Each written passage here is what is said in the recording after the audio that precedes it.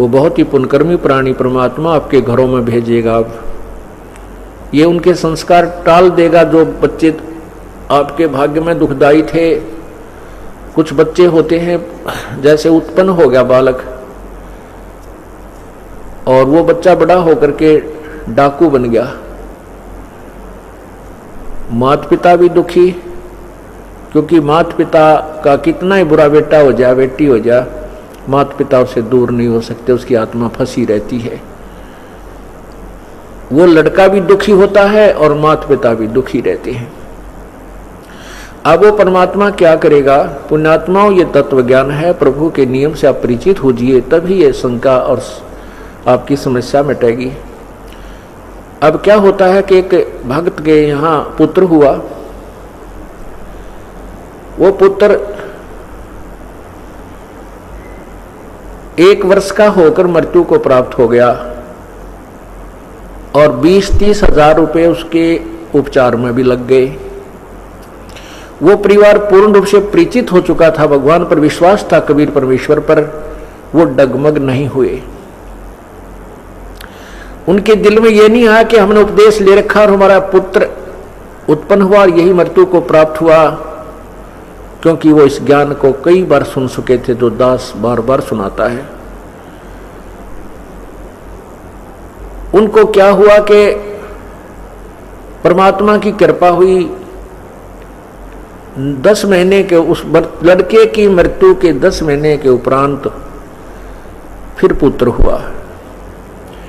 अब बेशक से वो पुत्र की मृत्यु हो गई थी और माता को ज्ञान भी था, पिता को भी ज्ञान था, लेकिन उसका मोह जल्दी से नहीं छूटता। माँ बहुत रोया करती थी, उसको याद भी करती थी, लेकिन विश्वास परमात्मा में ये था कि भगवान जो करता है वो गलत नहीं करता। हमारे प्रभु ने जब ये मंजूर था तो ये हमारे लिए गलत नहीं हो सकता, लेकिन मेरे बस की बात नहीं कि मैं बेटे के मोह को भुला सकूं। तो उस लड़की को एक दिन वो बालक स्वप्न में दिखाई दिया, छोटा सा, देखते ही देखते वो 16-17 साल का हो गया, 18 वर्ष का, 18-19 वर्ष की उम्र का दिखाई दिया और अपना बैग उठा करके चलने लगा। माता, मैंने इस उम्र में मरना था और मेरी शादी भी हो जानी थी। ये परमात्मा ने मेरे ऊपर, आपके ऊपर मेहर की है। मेरा और आपका ऐसा संस्कार था कोई पिछले जन्म जन्मांतर का कि मैंने तुम्हें एक अधिक पीड़ा देनी थी और उस परमात्मा ने ये हमारा संस्कार काट दिया थोड़े से में। उसके बाद उस माँ का रोना भी बंद हो गया। उसने खुद आकर के उस बहन ने बताया, जी ऐसे ऐसे वो लड़का मुझे दिखाई दिया। पर ज्ञान तो हम पहले भी सुनते थे, विश्वास भी था, लेकिन और दृढ़ विश्वास हो गया और जो ममता मुझे सता रही थी वह भी खत्म होगी। तो परमात्मा आपको ऐसी कोई घटना हो भी जाती है तो घबराना नहीं चाहिए, क्योंकि राज्य क्रमता राम की रजा धरे जो शीस, दास गरीब दरस परस तिन भेंटे जगदीश। यदि वो बहन उससे विचलित हो जाती और रास्ता छोड़ देती, वो रोग तक काट दिया था परमात्मा ने, संस्कार तो चेंज कर ही दिया था, वो तो दयालु है, फिर नहीं देते उस दुख को, लेकिन और दुख बहुत हो जाते हैं। हमारे जन्म जन्मांतर के ना जाने कितने पाप इकट्ठे हुए पड़े हैं, संचित रखे हैं भगवान के दरबार में, और इस जीवन में भगवान से दूर होने के बाद फिर हम निरे पाप करेंगे। अच्छा काम कौन सा कर सकते हैं, क्योंकि शास्त्र विधि को त्याग कर जो मनमानी पूजा करते हैं वो भी गलत है, वो भी पाप है। गीता जी के अध्याय नंबर 16 के मंत्र 23 में स्पष्ट किया है। तो और हम धर्म को ही हम अच्छा मानते हैं, वो धार्मिक कर्म भी हम विधि अनुसार नहीं करने से दोषी होते हैं। तो फिर कैसे दोषी होते हैं? 100 वर्ष तो सतगुर पूजा, एक दिन आन उपासी, वो अपराधी आत्मा फिर पड़े काल की फांसी। 100 वर्ष तो सतगुरु अपने गुरुदेव के आधार से आप पूजा कर लीजिए और एक दिन आन उपासना कर लीजिए, शास्त्र विधि को त्याग कर मनमानी पूजा कीजिए। उसके विषय में कहा है कि वो इतना अपराध है कि वो अपराधी आत्मा फिर पड़े काल की फांसी। होय होय। तो इसलिए परमात्मा के चरणों में आने के बाद हमारे पुण्य ही पुण्य बनते हैं। जो पाप भी बनते हैं तो हम सिमरन सेवा आरती सुबह शाम आरती करते हैं, मंत्र करते हैं तो उसको धो लेते हैं। जैसे कपड़ा दिन में प्रयोग करने से मैला हो जाता है तो सुबह साबुन और पानी से उसको साफ करके धो के सुखा देते हैं, वो निर्मल रहता है। और जिस कपड़े पर मैली मैल लगते रहे, साबुन पानी का योग नहीं मिल सके तो वो कितना काला हो जाता है, उसका स्वरूप भी बिगड़ जाता है, ये रंग भी नजर नहीं आता ये कैसे कलर का था। इसी प्रकार हम युगों युगों से इतने पाप इकट्ठे करके इतने मैले हो चुके हैं। अब परमात्मा के इस सत्संग रूपी जल से, इस तत्व ज्ञान रूपी जल में और सतनाम रूपी साबुन से हम इन्हें धोया करेंगे और निर्मल कर लेंगे ताकि ये धनी को पसंद हो। इस प्रकार इस ज्ञान को हमने समझना है। तो राज्य क्रमता राम की रजा धरे जो शीस, उस परमात्मा की रजा में राजी रहे। चाहे हमने या वर्तमान में वो कितना ही नुकसान नजर आवे, चाहे हमने कितना ही बुरा होता नजर आता है, लेकिन परमात्मा के चरणों में आने के बाद हमारा बुरा हो ही नहीं सकता। हाँ, ये हमारी सोच है, बालक सोच है हमारी, हम उसको गलत मान लेते हैं। उसके लिए हमें इस ज्ञान को दृढ़ता के साथ स्वीकार करना होगा, तब हम परमात्मा प्राप्ति करेंगे। अब हम क्या बताना चाह रहे थे आपको कि जैसे हम सुना करते थे ब्रह्मा विष्णु महेश, ये सर्वशक्तिमान श्री विष्णु जी, श्री शिव जी, और फिर बहुत से उदाहरण भी सुना करते थे कि जैसे एक राक्षस था जो ना श्री विष्णु जी से मर रहा था। एक मधु और कैटब नाम के दो राक्षस थे। भगवान विष्णु ने 5000 वर्ष तक उनसे युद्ध किया। श्रीमद देवी भागवत महापुराण 3 स्कंद में वर्णन है। और वो 5000 वर्ष तक भगवान विष्णु से वो राक्षस नहीं मरे। फिर देवी दुर्गा ने अपने कटाक्ष से, अर्थात अपने एक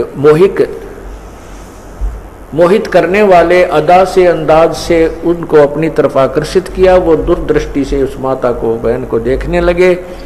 जब श्री विष्णु जी ने उन्हें मार डाला। एक राक्षस था, वो किसी से नहीं मर रहा था। भगवान विष्णु से कहा गया कि वो देवताओं से नहीं मर रहा था। पता चला, किसी ने बताया कि उसकी पत्नी धर्म पतिव्रता स्त्री है, इसलिए ये किसी से नहीं मर रहा है राक्षस। इसकी पत्नी का पतिव्रता धर्म नष्ट किया जाए तब ये राक्षस मरेगा, विष्णु पुराण में लिखा है। तो कहते हैं फिर वो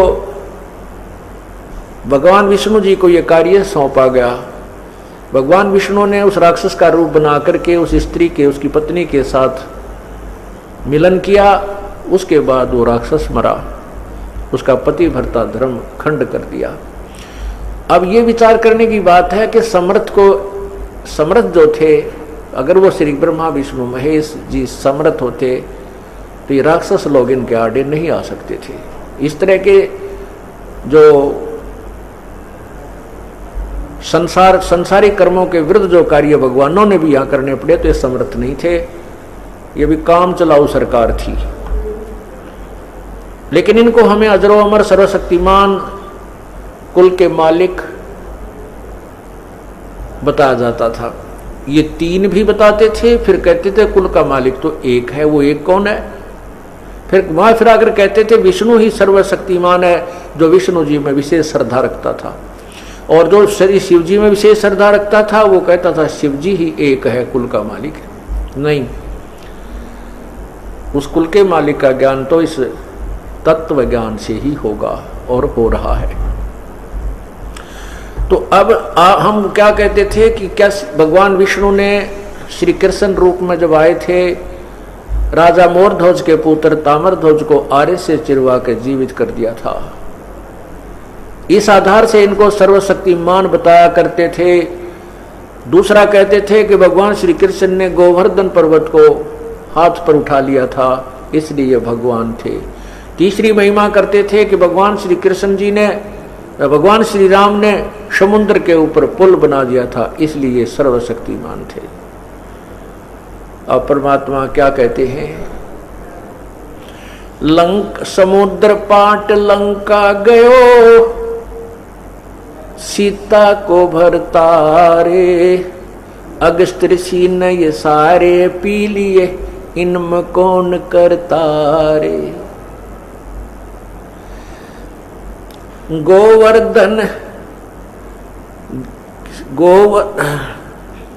गोवर्धन श्री कृष्ण धारो, द्रोण गिरी हनुमंते, और शेष नाग सब सृष्टि उठारा, इनमें कौन भगवंते।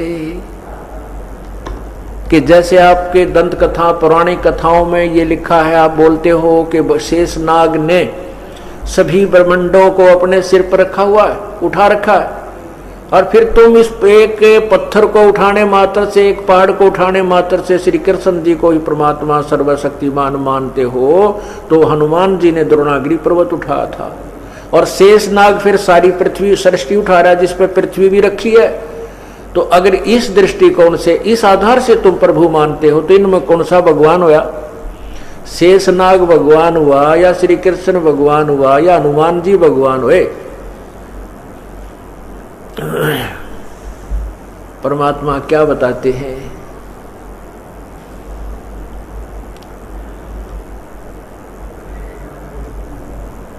कि ये सब ज्ञान का उलछेड़ा तुम्हारे अंदर है, तुम ज्ञान को समझ नहीं पाए।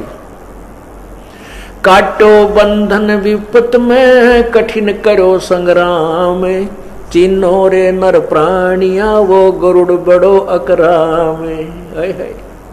कितनी प्यारा निर्णायक ज्ञान दे दिया परमात्मा ने समर्थता और असमर्थता का, कि जब भगवान श्री राम को तुम विष्णु अवतार और सर्वशक्तिमान मानते हो, जिस समय गरुड़ वो नाग फांस के अंदर, श्रीलंका के अंदर युद्ध के दौरान श्री रामचंद्र जी नाग फांस में आ गए थे, नागों ने सांप बांध लिया था, उस समय भगवान विवश हो चुके थे, दोनों हाथ नीचे को और बांध कर खड़े कर दिए गए थे, असहाय थे। तब गरुड़ से याचना की, गरुड़ ने आकर के उन नागों को काटा, और वो जब भगवान बंधन मुक्त हुए, तो क्या बताते हैं?